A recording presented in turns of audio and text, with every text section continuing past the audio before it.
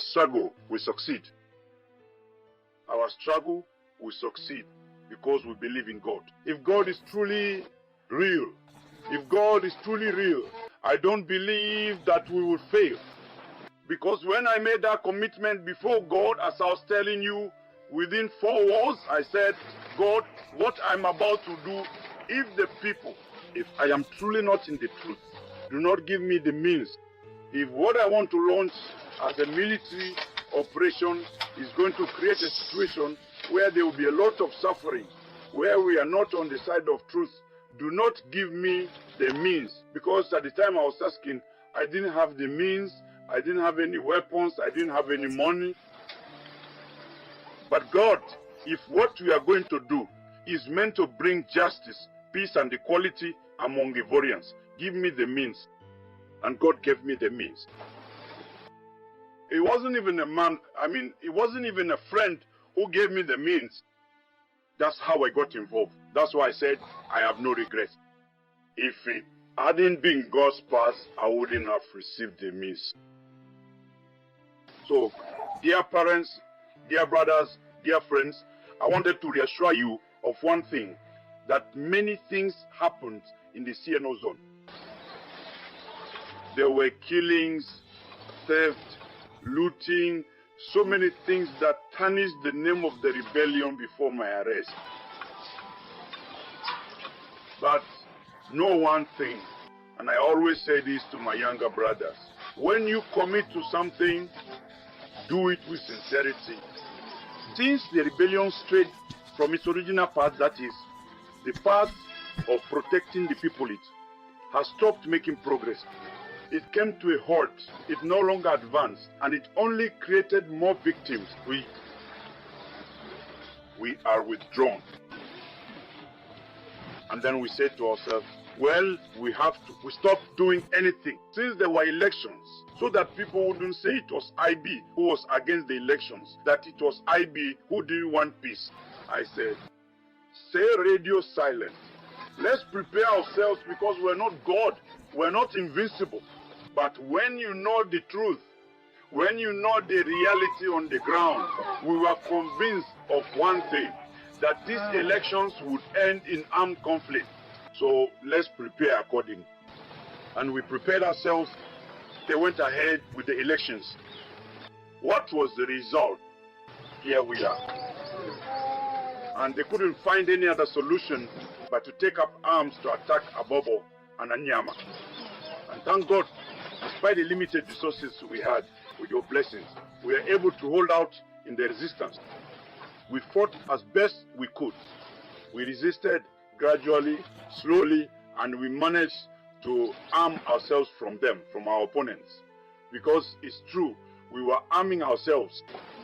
When they fell into our ambushes, it allowed us to get a few weapons, and that is the will of God. Without God, you cannot achieve what we have achieved. We don't need to beat our chest. That's not true. It's not because we are strong. It's not because we are miraculous. But it's God who made everything happen. We are only simple actors. We are servants of the people and servants of God. That's all. And that is our mission. We destabilize the command of the fancy general staff through our resistance. That's the reality. They tried everything. They sent the SECOS, they sent the BAE, they sent the Armored Battalion, they sent the BASA, they sent the entire coalition. All the commanders we know, we went to school together, we went through military training together, we know them. They sent everything that was considered Ivorian forces. They couldn't stand up to your children. Thanks to your blessings, thanks to God. I think that's what we need to acknowledge, instead of telling things that aren't true. But despite that, some people sat down to disparage this great work to say, no, they're nothing, they did nothing. But that's not a problem. But God knows what happened. It's the truth here today. We launched the offensive to free some of our brothers who are at Makam. And from there, we launched the operation on Yopukon the same day, within 24 hours. We cleared out most of Yopougon. Only Yangon was left, but it's not easy. Yopougon is huge, with all Tio, the militiamen. But we did it. Every battle is fought with strategy. You don't just get up with weapons and say, just because you have weapons, that you can throw yourself into the field. That's not how fighting works. It takes study, thought, careful planning, and then you launch operations with everyone's orders, with each command. We knew that the BAE was the strongest of the militias. So, to destabilize the militias, we had to bring down the BAE. It's tactical. You can't just make it up. You can't just pick that up at the market. That takes study. And for 4 hours, under the command of my deputy, the BAE fell with all their weapons. And we took the command camp in Yopougon, everything, and we secured Ndokwa. And to our great surprise, around 7 p.m., we hear that a convoy is coming down the highway. No one tells us anything. No one calls me. They tell me, IB, your brothers are coming or so much. Nothing. Because they have heavy weapons. They were armed by other people. They are coming. The elements told me no, but they called Gubue. Gubue called me and said, what should we do? We can't just let them come in. I said, no. Don't give people a reason to say that we are responsible for a blunder. I said, let them come in. I said, I don't think they are coming against us. Because they are not our enemies. If they are coming, maybe they have a mission, but I don't think they are coming against us. Let them come in. Otherwise, they wouldn't have been able to get in. If the Ivorian army with all its tanks couldn't get in here, it's not them who are going to get in that way. Honestly. Isn't that the truth? We let them in. They came in with great fanfare, with dozens of Fox 4s mounted with heavy weapons. They headed straight for the Agban camp. They rushed toward the television station. They shelled for hours, all night long. And in the morning, they were exhausted, and they hadn't hit a single target. People let them shell tactically, and then they launched a counterattack against them. It was a rout. They didn't even know Abidjan. Some of them came from the villages. They were dressed up and sent here, and they are lost. We load them up onto the highway. They turned back again. We were forced to go on to the commander, to the town hall. There were so many wounded. The hospital was full of injured and dead people. Is it normal to take other people's children and send them to the slaughterhouse?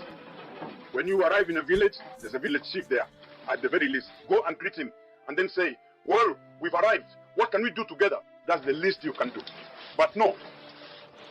These all-powerful men want to crush us, but they forget that God is behind us and that you are behind us. Basically, I told my men to pull back. We took the Yopougon side, specifically the area known as Ndokwa, as well as the industrial zone, which is nearby, an important area. We secured that area, as well as our usual areas, our base here, and we went on standby. We started preparing our troops because we knew that what was coming next wouldn't be easy. We rested while preparing our men psychologically, and we left them the field as they came to liberate Abidjan. We left them the field. But where are we today? Thousands of deaths. I can't go on. These are facts. These are facts. Dear relatives, we didn't stop anyone. We didn't drive anyone out of the television station.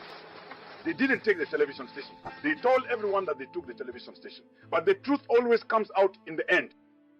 They didn't take Agban. They said they shelled it, they took Agban. Is Agban still there? Gbagbo is still at home and he can speak. He keeps on saying whatever he wants.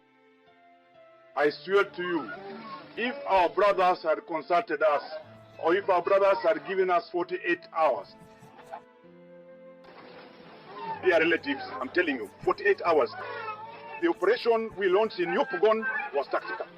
48 hours, I swear to you, Gbagbo would no longer be in power today. Our struggle will succeed. Our struggle will succeed because we believe in God. If God is truly real, I don't believe that we will fail. Because when I made that commitment before God, as I was telling you, within 4 wars, I said, God, what I'm about to do, if I am truly not in the truth, do not give me the means If what I want to launch as a military operation is going to create a situation where there will be a lot of suffering, where we are not on the side of truth, do not give me the means. Because at the time I was asking, I didn't have the means, I didn't have any weapons, I didn't have any money. But God, if what we are going to do is meant to bring justice, peace and equality among Ivorians, give me the means. And God gave me the means.